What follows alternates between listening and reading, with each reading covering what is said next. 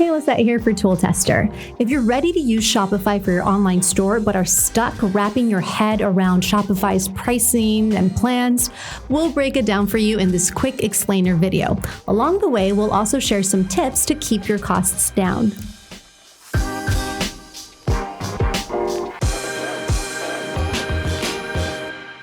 The first thing you need to know is that Shopify's all-in-one platform includes everything you need to sell online. You don't have to worry about hosting, security, or support providers and adding these separately.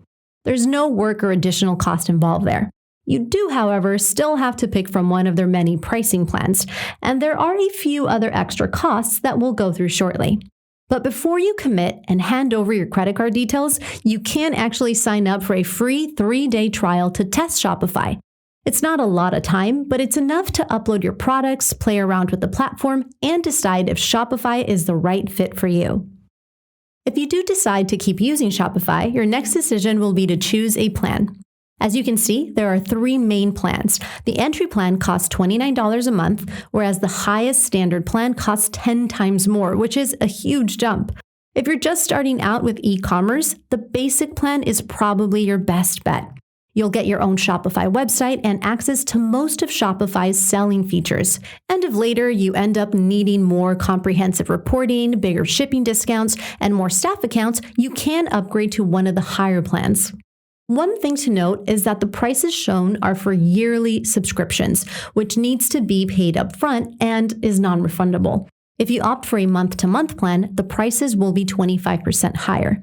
Though you can switch from monthly to yearly pricing at any time. But that's not all you'll be paying.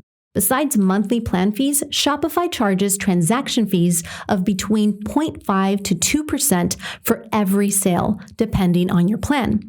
However, you can remove these fees altogether by choosing Shopify Payments as your online payment processor.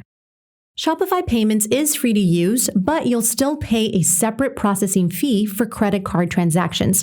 Again, the higher your plan, the lower the fee is.